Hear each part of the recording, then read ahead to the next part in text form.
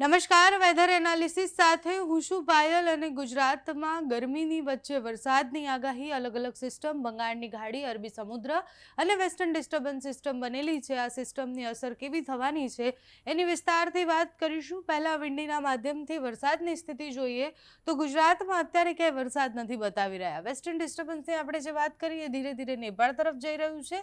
સાથે જ તમે જુઓ કે અહીંયા એક સિસ્ટમ બનેલી છે બંગાળની ખાડીમાં, બે ઓફ બેંગોલમાં.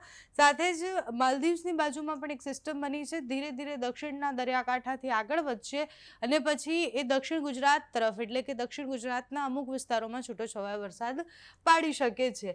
7 અને 8 તારીખ એટલે હવામાન નિષ્ણાંતે એવું કહ્યું હતું કે 5 થી 8 તારીખ સુધીમાં વરસાદની વધારે સંભાવના છે. અને આપણે જેમ વાત કરી કે તમે જુઓ કે દરિયાકાંઠાના વિસ્તારોને અસર કરશે, મુંબઈ સુધી એ વરસાદ લઈને આવશે અને એટલે જ દક્ષિણ ગુજરાતના ભાગોમાં અને મધ્ય ગુજરાતના ભાગોમાં એની અસર થાય તેવી સંભાવના છે. વેસ્ટર્ન ડિસ્ટર્બન્સની જે અસર હતી, ધીરે ધીરે વેસ્ટર્ન ડિસ્ટર્બન્સ આગળ વધ્યું અને એના કારણે એની અસરો પણ ઓછી થઈ જશે. નીચે અહીંયા જે હલચલ છે, અહીંયા જે સિસ્ટમ બનેલી છે એ બંગાળની ખાડીને અરબી સમુદ્રમાં એની અસરો આપણને જોવા મળશે અને દરિયાકાંઠાના વિસ્તારોમાં વધુ અસર થશે. અત્યારે જે સિસ્ટમ છે એટલે મુંબઈથી ધીરે ધીરે આગળ વધશે તો ભારે પવન ફૂંકાશે. વરસાદ નહીં પડે તો ભારે પવન સાથે વાવાઝોડા જેવી સ્થિતિ થશે. વરસાદ ખાલી 2 દિવસની આગાહી હવામાન વિભાગ અને હવામાન નિષ્ણાંત દ્વારા કરવામાં આવી હતી. બાકી બંગાળની ખાડીમાં બનેલી સિસ્ટમ ધીરે ધીરે આગળ વધી અને મધ્યપ્રદેશ તરફ જશે તો એની અસર મધ્ય ગુજરાતમાં પણ થવાની છે.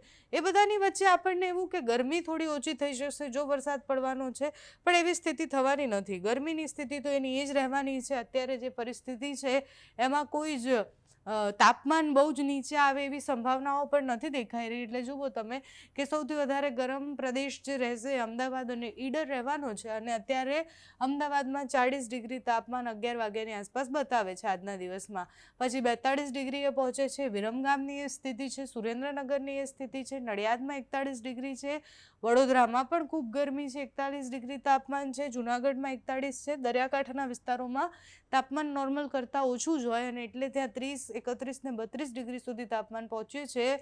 ભુજમાં 39 ડિગ્રી તાપમાન છે, રાપરમાં 42 છે, એટલે 42 થી 45 સુધી તાપમાન પહોંચે તેવી સંભાવનાઓ છે. એટલે 7 અને 8 તારીખે ભલે પવન ફૂંકાવાનો છે, વરસાદની સંભાવનાઓ છે, પણ ગરમી યથાવત રહેવાની છે અને હજુ આ ગરમીમાં વધારો થાય તેવી આગાહી હવામાન વિભાગ અને હવામાન નિષ્ણાંત દ્વારા કરવામાં આવી છે.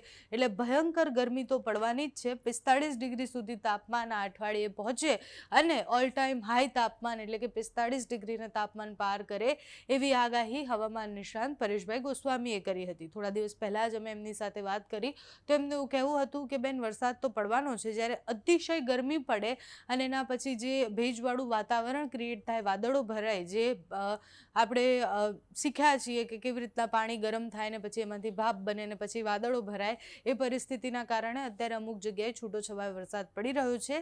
એને આપણે પ્રી મોન્સૂન એક્ટિવિટી પણ નહીં માની શકીએ, સાથે જ આપણે એને કમોસમી વરસાદ તરીકે પણ નહીં લઈ શકીએ. અત્યારે જે વરસાદ પડ્યો એ વરસાદ એ વેસ્ટર્ન ડિસ્ટર્બન્સને કારણે અને અતિશય ગરમીને કારણે પડેલો વરસાદ છે. પણ બંગાળની ખાડી અને અરબી સમુદ્ર બંને જગ્યાએ જ્યારે સિસ્ટમ ક્રિએટ થયેલી છે ત્યારે એની અસરો સ્વાભાવિક થવાની છે. ઉપરના પ્રદેશોમાં તો એમ પણ હિમવર્ષાની આગાહી કરવામાં આવી છે, એટલે વેસ્ટર્ન ડિસ્ટર્બન્સ સતત ત્યાંથી પસાર થતા રહેવાના છે. તમારે ત્યાં કેવું વાતાવરણ છે અમને કમેન્ટ્સમાં જણાવજો. અત્યારે આ વિડીયોમાં બસ આટલું જ. જો તમે અમને યુટ્યુબ પર જોઈ રહ્યા હોય તો સબસ્ક્રાઇબ કરજો, ફેસબુક પર જોઈ રહ્યા હોય તો ફોલો કરજો, અમારા આ વિડીયોને લાઇક અને શેર કરજો.